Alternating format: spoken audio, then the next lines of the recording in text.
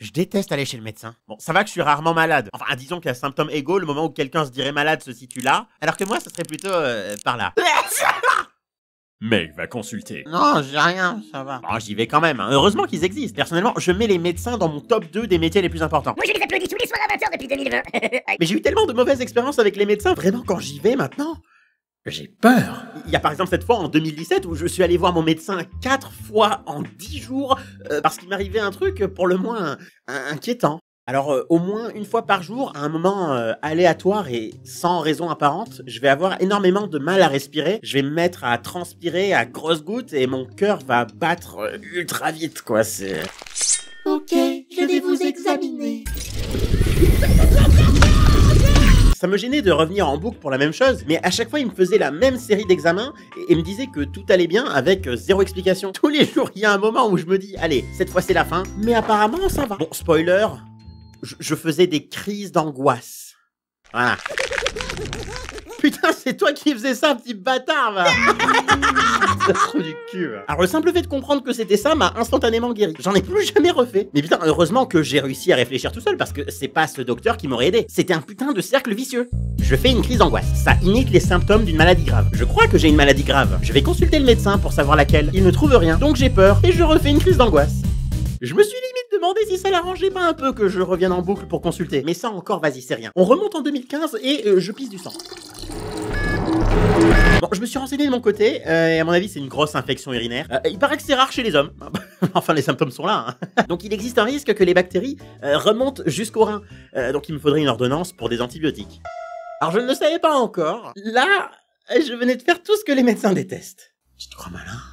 Tu crois tout savoir, hein. Sombre merde. Oh, tranquille. Les jeunes. Monsieur. Avec vos technologies. Calmez-vous bien. Du calme. T'as trouvé ça avec ChatGPT, c'est ça? On est en 2015, ça existe pas. Je sais même pas de quoi vous parlez. Flure. Oula. Je vais te... Et pour mes antibiotiques, du coup? Il a pas voulu me faire d'ordonnance et m'a fait pisser dans un bocal pour faire des analyses qui, selon lui, allaient prendre quelques jours.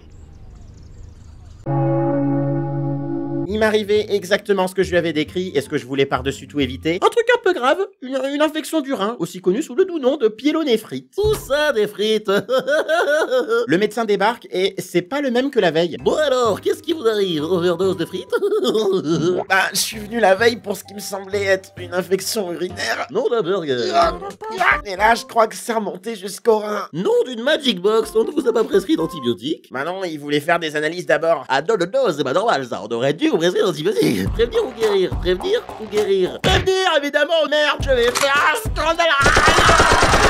Putain, ils sont même pas d'accord entre eux. C'est exactement le genre de conneries que je supporte pas. Ça veut dire que si la veille j'étais tombé sur un autre médecin, j'aurais évité de douiller ma race. C'est abusé. Vraiment, la douleur, vous vous rendez pas compte. Déjà, c'est une douleur notée 10 sur 10 qui lance régulièrement au point de paralyser. Et le petit bonus, c'est que quand tu pisses, c'est comme si la dernière goutte rayait tout sur son chemin, du rein à la cuvette, avec la pointe d'un compas. Voilà, j'ai pas une meilleure image. J'ai jamais eu aussi mal de ma vie.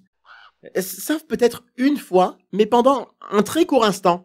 C'était pendant ma pire expérience à l'hôpital. Janvier 2021. Je rentre de chez mon pote Lolo, je suis en trottinette, et sur cette route, il n'y a pas de piste cyclable, donc je roule sur la route. Jusque-là, aucun problème, je le fais tous les jours. Pourtant, je me trouve pile poil au mauvais endroit, pile poil au mauvais moment. C'est-à-dire au moment où cette daronne n'a pas vu que sa fille de 5 ans a décidé d'un coup d'aller courir sur la route. Donc à partir de là, tout s'est passé extrêmement vite, hein, donc je vais raconter comme si c'était au ralenti. Donc moi je la vois directement sortir du trottoir. À ce moment-là, je sais pas jusqu'où elle veut aller. Donc premier réflexe, je tourne un peu sur la gauche et je commence à freiner. Mais elle continue d'aller à gauche, donc on va quand même se percuter. Et moi je peux pas tourner plus parce que de l'autre côté c'est un mur. Alors deuxième réflexe, je presse le frein à fond pour ralentir et j'essaye maintenant de passer sur sa droite. Sauf que là, elle se fige sur place. Elle fait absolument tout pour qu'on se rentre dedans. Je freine à fond mais ça ne stoppe pas. Je suis juste en train de déraper. Surtout qu'on est en pente sur une route où il y a aussi des voitures, donc j'arrive vite. Si je fais rien, ça va mal finir, donc c'est là que j'ai mon troisième réflexe.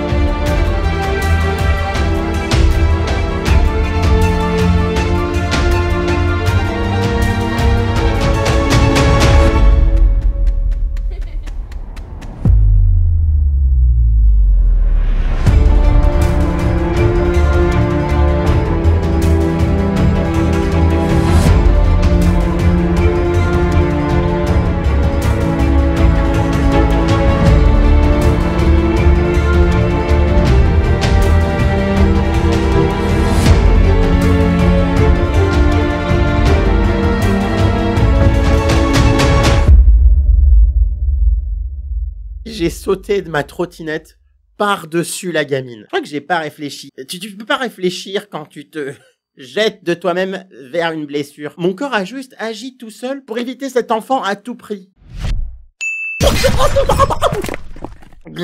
Ça va? Elle avait pas une égratignure. Par je ne sais quel miracle, je l'avais complètement évité. Fou, bah ça me rassure. Tout est bien qui finit bien. C'est juste un peu dommage que j'ai esquinté ma babouche pendant mon atterrissage, mais enfin. Et là, c'est le moment où je réalise que j'ai pas de babouche. Oh. Vas-y, elle a eu trop de chance de tomber sur moi. Si ça avait été une voiture, je vais rien dire. Vous pouvez être fier de vous, monsieur. Vous avez agi en héros. Bravo. J'arrive à l'hôpital, je fais des radios, et je tombe sur le médecin le plus honnête du monde. Oh, waouh! J'ai jamais vu un orteil aussi luxé, t'as réussi à pas le casser. Bon, je vais devoir remettre l'articulation en place, mais je sais pas si je vais y arriver, je te le dis tout de suite. En tout cas, un truc qui est sûr, c'est que ça va faire mal. Ça va faire très mal. C'est pas rassurant. Écoute, en fait, là, ton articulation, elle est pas en place. Alors, je vais devoir tirer dessus très très fort. Il va falloir que j'y arrive du premier coup, parce que si elle ressort, pop, comme ça. Déjà, ça va faire mal, encore, et je pourrais pas réessayer sans risquer d'empirer les choses. Alors, t'es prêt? Non. Ok, alors on y va dans 3... J'ai hurlé de pure douleur comme un putain de perso d'animé. Ça m'était jamais arrivé. Tout l'hôpital m'a entendu, mais en même temps, cette procédure, c'était tellement médiéval. C'est sans anesthésie, sans rien. C'est là, je pense, que j'ai ressenti, le temps d'un instant, la pire douleur de ma vie. J'aurais aimé que cette histoire s'arrête là. Mais les jours passent, et je ne pouvais plus bouger mon orteil. Il était comme mort, et vous ne vous rendez pas compte à quel point les gros orteils sont utiles. Enlevez-les, et vous verrez la différence sur votre course, vos sauts, ou votre équilibre en général. J'ai d'abord été immobilisé pendant 2 mois, et pendant ce laps de temps, j'ai subi un total de 68 piqûres dans les jambes, pour qu'apparemment elles survivent à si peu d'activité. Oui. Alors, je fais de l'animation, du dessin, du montage, mais mes jambes ont l'habitude de pas bouger, je vous jure, c'est pas nécessaire. Pas de chichi. J'avais envie de vous dire que j'avais très très peur des piqûres, ce qui était vrai, hein, mais... Au bout de la 20-25e, tu t'y fais, quoi. Bref, ensuite, pendant des mois, j'ai fait des dizaines de séances de rééducation aussi douloureuses qu'absolument inutiles. Parce que...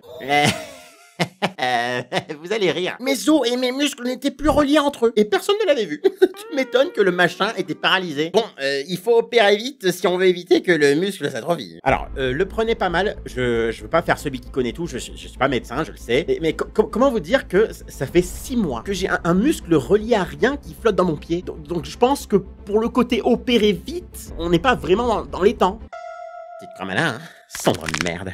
Vous les jeunes avec votre technologie? Mais merde, on peut rien dire en fait. On est en juin, on convient donc de faire l'opération mi-juillet, histoire que je puisse profiter de la moitié de l'été avec ma famille parce que j'en avais besoin.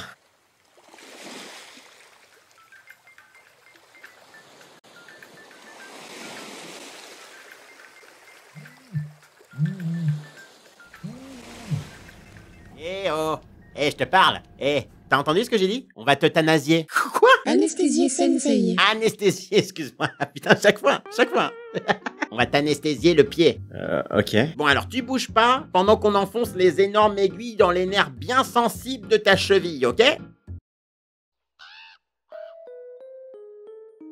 Bon, je me dis qu'anesthésie locale, c'est toujours mieux qu'anesthésie générale. J'en ai déjà subi une, et contrairement à ce qu'on pourrait croire, c'est pas vraiment comme faire un gros dodo. On nous retire la sensation de douleur, la possibilité d'utiliser nos muscles, et surtout, on nous retire notre conscience. À partir de là, t'es en pause. Tu ne peux plus voir, tu ne peux plus entendre, et tu peux même plus respirer. Donc c'est une machine qui doit le faire à ta place. C'est un peu flippant, donc voilà, anesthésie locale, ça me va, c'est très bien. Alors, est-ce que tu sens quelque chose, là? Mais oui, connard, tu me piques. Bah oui. Bon, ben, on va devoir réanesthésier, alors ramenez l'énorme aiguille. Aïe sensei. Ça marche. Alors, normalement, là, tu sens plus rien. Bordel, mais pourquoi je sors encore un truc? Vas-y, ça me saoule. Y'a rien qui marche dans ce putain d'hôpital. Faites vos trucs bien au bout d'un moment. En plus, j'ai pas envie qu'on me réanesthésie, j'en peux plus. Ouais, puis merde. Et vas-y, tu sais quoi? Non, je sens rien. Ok, bah, je commence l'opération. Allez, c'est parti.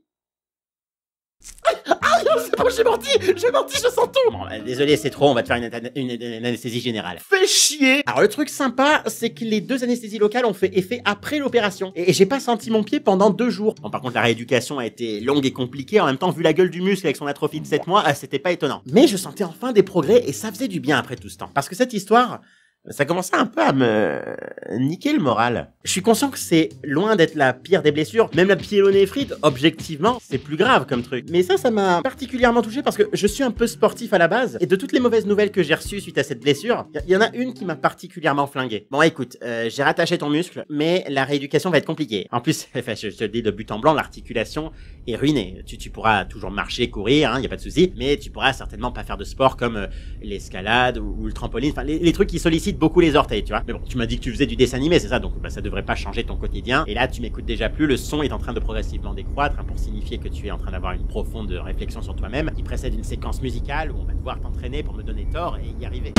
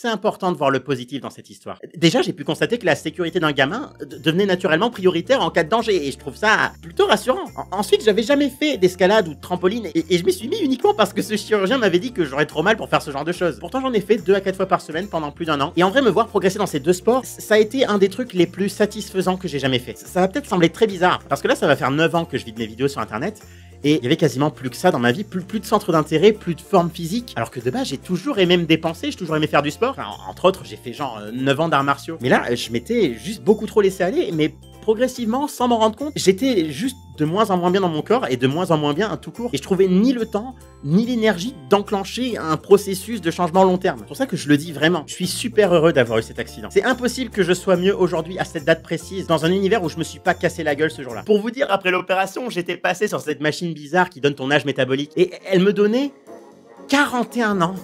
41 ans, merde. Et aujourd'hui, d'après cette même machine, la même, j'ai 15 ans. Hey, tu fais un truc ce soir ou quoi? Je suis YouTube.